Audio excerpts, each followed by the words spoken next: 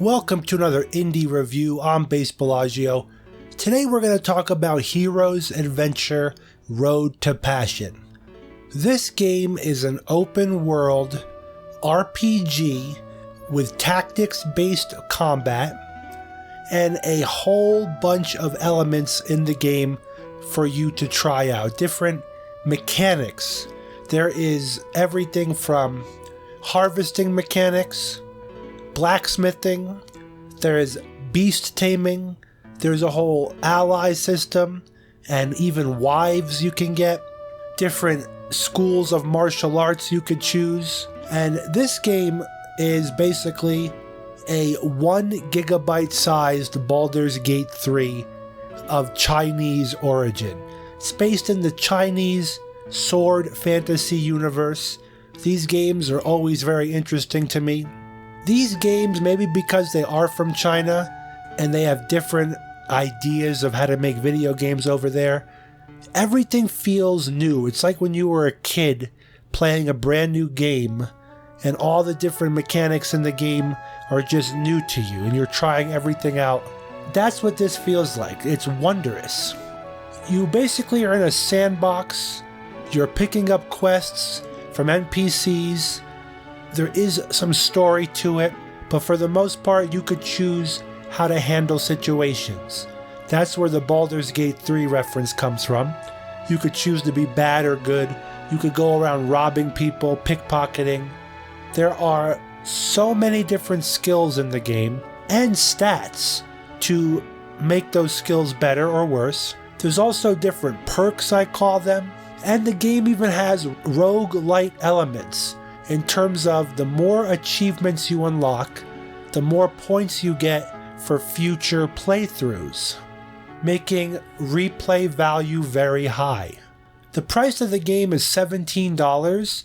It goes on sale quite often for a lot less, and this game, for the value to gameplay ratio, you're going to get a lot of value out of this game. If you like games where your actions matter and the choices you make add to your stats, you could be chopping down logs, gathering items, gathering berries or bugs, or fishing or cooking or appraising items, and all these things will add skill and stat to your character. You have various martial arts you can learn, various weapons you can master, and each of the weapons give you a different attack pattern, we'll call it. It seems like the swords you attack in a straight line for 2 spaces around you. The beggar that I have in my party, he has a stick weapon, like a staff, and he is able to swing it all around him and attack people on each side of him, north, south, west, and east. He can also regularly attack diagonally. You have various characters you're going to meet. You can recruit people. You give gifts to people to raise their relation with you. When it's high enough, you can learn stuff from them or access their inventory for trade, or even get gifts from them, or you can invite them to your party. There is a whole auction system. Once you get high enough reputation, you could go to an auction to get rare items and also sell your items. There is an arena system where you level up in the arena. The game company, the devs, are regularly updating and patching this game, and for a Chinese game, the translation to English is actually very good. I give it an A-. The last game that I reviewed in this genre, The Matchless Kung Fu, that game has a lot worse translation, and this game, Hero's Adventure, much better translation. There weren't many times where I was confused or laughing at the translation. There are mannerisms and conversations that are very Eastern, we'll call it, but it was all understandable. Nothing was too confusing. Sometimes the riddles, there's an old lady that you have to answer riddles.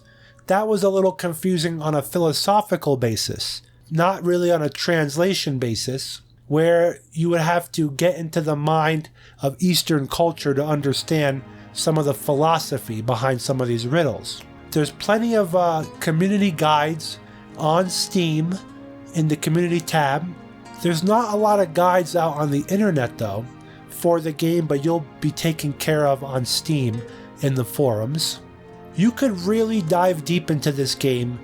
Definitely different builds, different weapons, different stats and perks you could pick.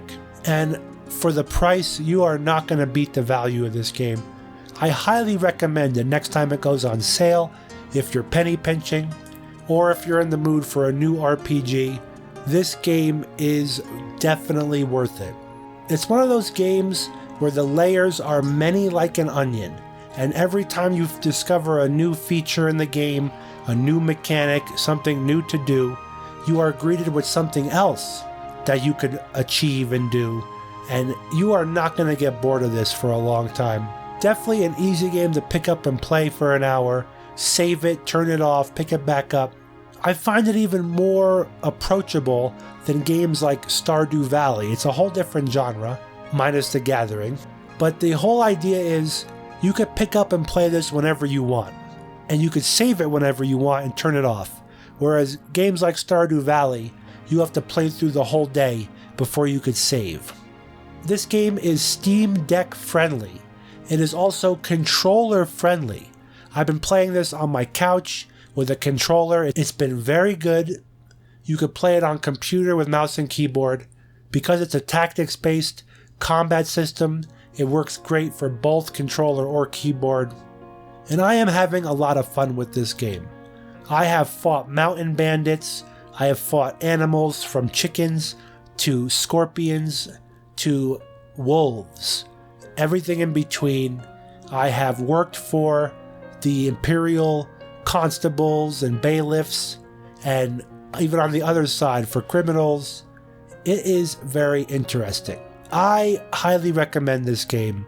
Check it out on your own time. Thank you for watching this review. Again, Heroes Adventure Road to Passion. Put it on your wish list. You will not be disappointed. Have a great rest of your day, and thanks for watching.